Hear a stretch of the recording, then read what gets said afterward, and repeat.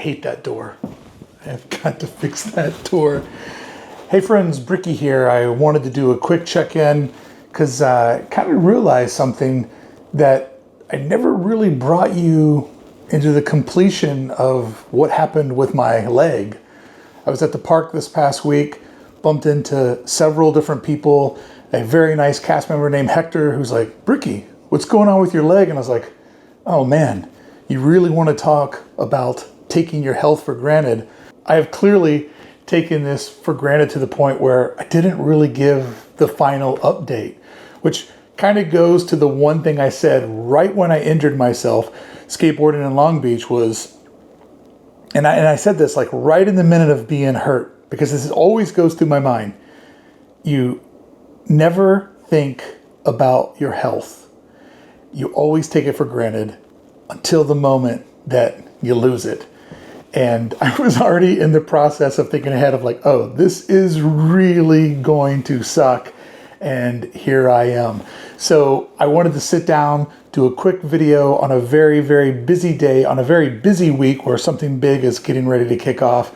And I wanted to bring you guys into the loop, tell you what I found out, not only about my leg, but what I found out about myself, this project, and you during this journey. So, sound good? I hope it does, because that's what I've got for today. So, first things first, I went and saw my doctor a week ago this past Friday, and I basically got the clean bill of health. Well, basically got the clean bill of health, because there's a couple of things that I can't do yet. Not allowed to run, but my days of running are far behind me. And also he said, probably best not to skateboard for 2 months. I do plan on getting back into skateboarding, but a couple of things have fallen into my lap that I think will make that a little bit easier. Some has to do with the skateboard company that's not too far from my home that I want to reach out to, maybe visit their studios, see how they've built a skateboard that's good for older gentlemen such as myself. I hate saying that. And also I've come to realize there are a couple of like skate parks that cater to the type of skating that I now do at this age, pump parks. So skateboarding is not off the list of things to do, because there's also electric skateboards where you don't have to pump and push. And now Beth is not a fan of that whatsoever. Beth wants skateboarding to be the thing that informed my childhood, but is maybe not informing my, pathway to being a senior citizen. Oh God, how does it happen? How does it happen to us all? Oh.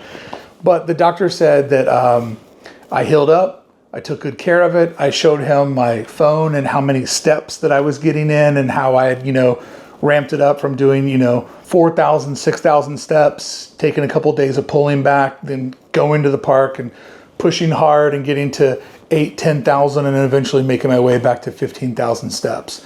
And he was impressed with how I had sort of self-addressed the situation.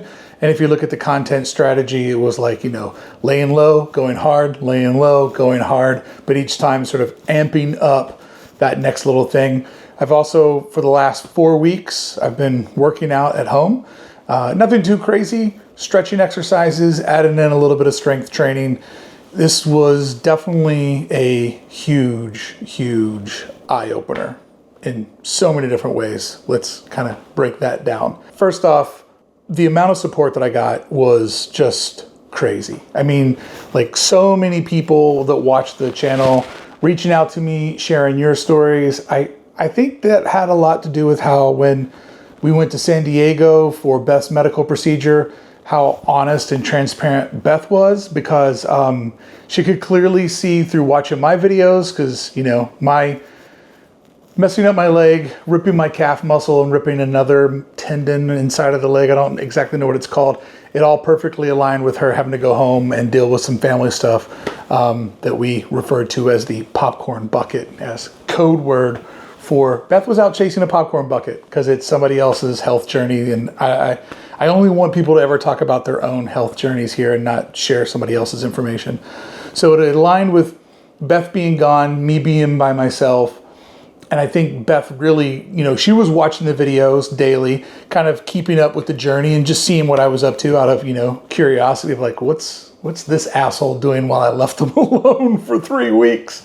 Which, it was the most amount of time that Beth and I had been apart since we started our journey together as a couple, which has now been 22 years.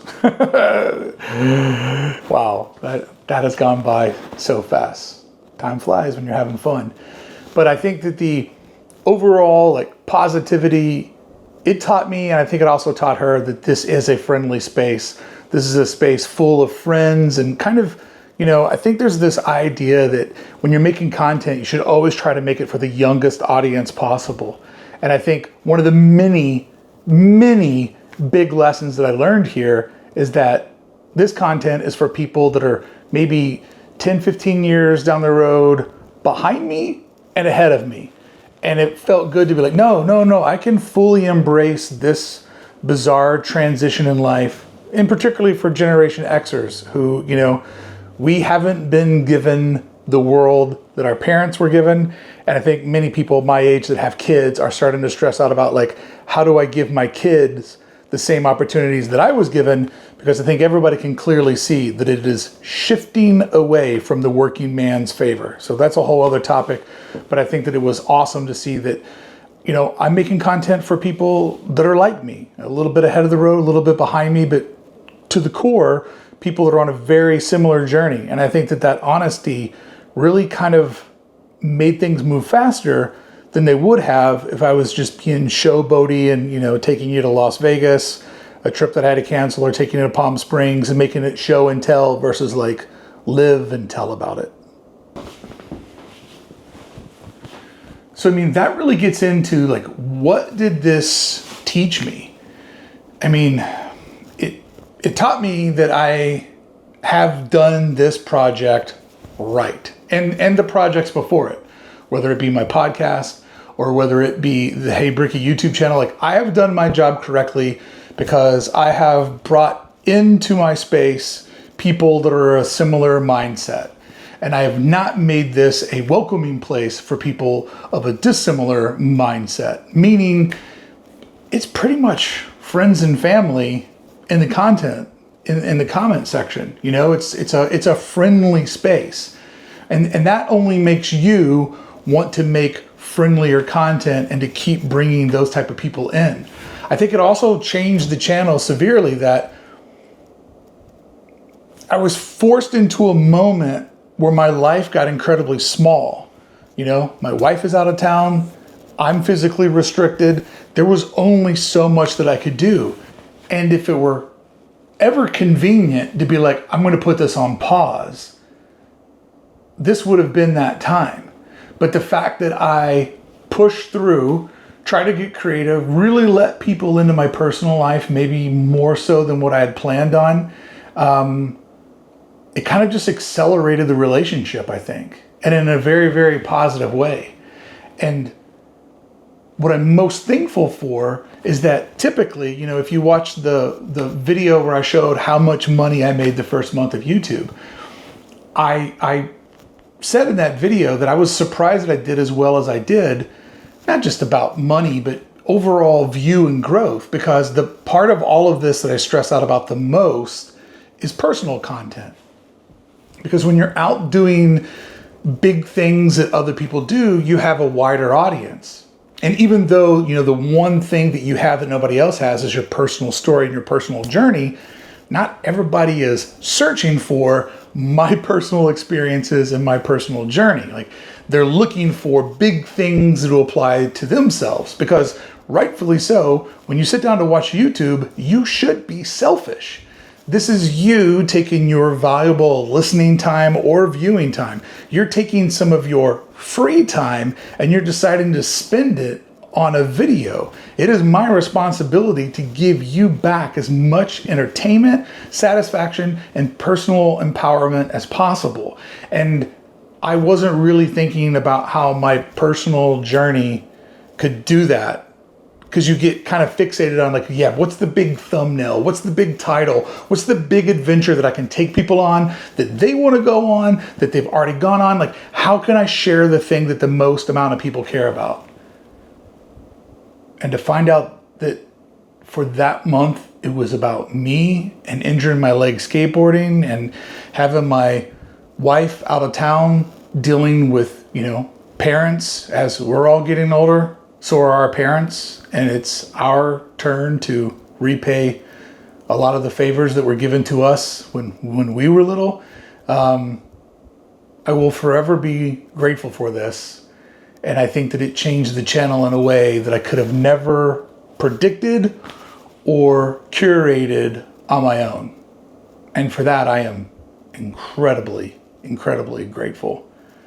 I think it helped me make a lot of new friends way faster. And I think one of those friends it helped me make was myself as a creator and trusting more on me and my story and how that resonates to people when I do my job of telling it honestly, thoroughly, emotionally, in a way that makes other people feel like, yeah, I've been there, Brickey.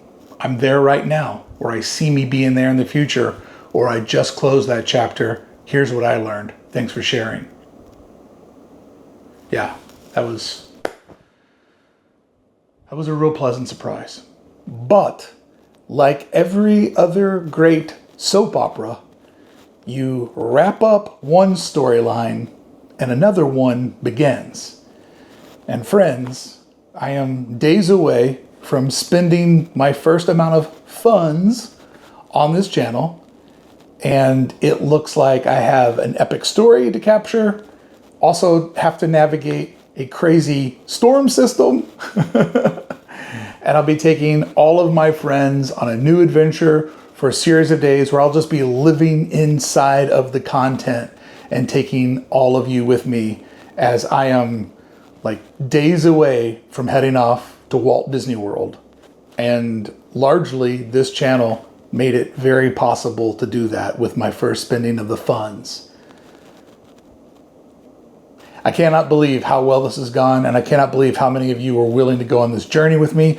It wasn't the story that I intended to tell, but it was the story that I had to tell. And the fact that it resonated and you were willing to sit back and listen and give me your time, I'm forever grateful.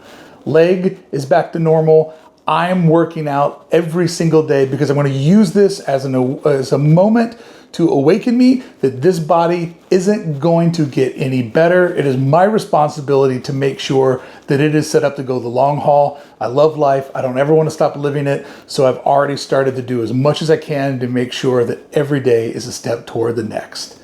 And that's kind of what I'm doing with the vlog. Thank you so much for showing up. Thank you for subscribing, blah, blah, blah, blah, blah, blah, blah. Hey, most importantly, thank you for being my friend. Cue Golden Girls.